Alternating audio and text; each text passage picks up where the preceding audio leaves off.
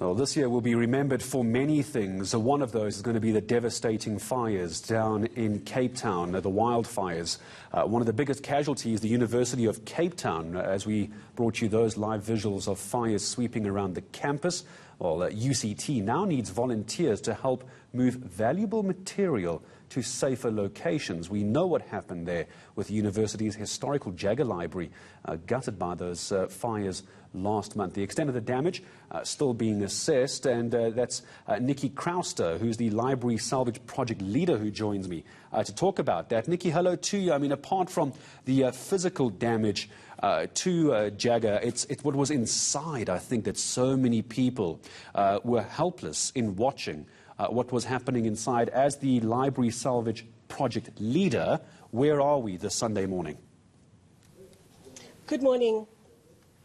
Our hearts are still broken, but our spirits are not broken. And after it's day 14 today, since the fire, we have extracted from the Jagger basement and the lower levels approximately 50% of the materials there. It's a frustrating task, but at the same time, it is one that buoys our spirits because we're finding materials that we thought were destroyed in the fire. These materials are rare books, antiquarian books, other types of media as well, including audiovisual material that we salvaged. In order to remove that material, we can't automatically apply a mechanistic solution. We cannot put trolleys in there necessarily. We have material that's damaged and which needs to be carried out very carefully. And in this regard, we are using human chains. We're using human power. It also helps our spirit as people just step in, step up, and the volunteerism has been amazing to date. So we want to start off with a message of gratitude to everyone who has come, not only to sling crates necessarily. There are supporting functions, people who have offered food, people who have offered crates, all sorts of support. But right now, we need muscles. Let's talk about the muscles for a moment, Nikki. I mean, how many people are we talking here? If we put out a call to action for those in your part of the country, how many people are you needing? Right. So it's a constricted space as well, and we find that a daily requirement would average about 120 people per shift. There are many tasks, not only extracting the material from the basement, but also to move that material to storage and supporting tasks as well, moving it to the triage tent, moving it from the triage tent into our processing centres and so on. So as I said, we find that in the extraction area, there are limitations, and of course, COVID avoidance protocols are strictly in place. But as I said, about 120 people per shift. You will be showing the sign-up link for us, and we want to assure everyone. Let me go back to the carrying of crates. People might be concerned and say, well, I'm not strong enough to do that. The crates don't weigh that much. Sometimes there's a crate with a single book in it, because as I said before, these materials need to be protected.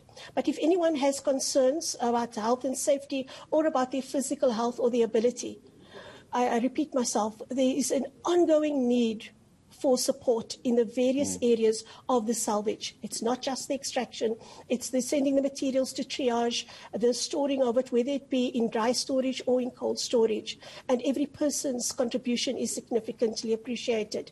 We have 2 shifts per day, 8 to 1 and 1 to 6. However, each one is framed with an induction course, and then moving people around into teams, reassigning them during the day. There are frequent breaks as well. According to health and safety protocols, there are water breaks. There's a meal generously provided by the university, as well as support from the outside.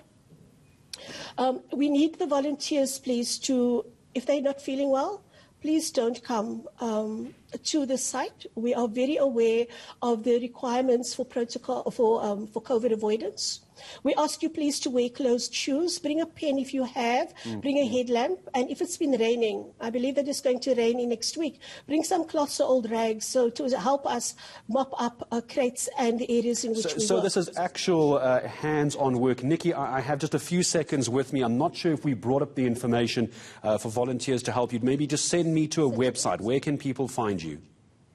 Certainly. You can start with the University of Cape Town library website, www.lib.uct.ac.za, but I will send it to you. There is a clear link for volunteers, and we encourage everyone to please sign up, do your stint. The outpouring of support has been from all parts of the world, but we appreciate the local people, especially.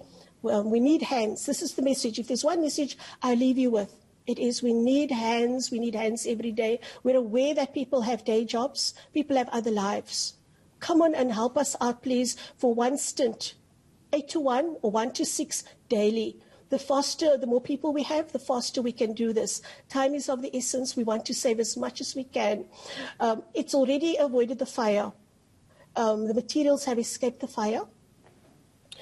Let us not lose that material because we don't have enough time and we don't have enough effort. We don't have enough volunteers. So our appeal to you is, please come and help us save what the fire did not destroy. Thank you very much. It's an essential call as well. Hopefully, Nikki Crowster, people watching from around the country and down in Cape Town as well will be heading your way, heading over to the website as well to see how they can help with the Library Salvage Project Leader, Nikki Crowster, making that call for volunteers. Just a few hours and you can ensure history is not lost, as we all feared it was.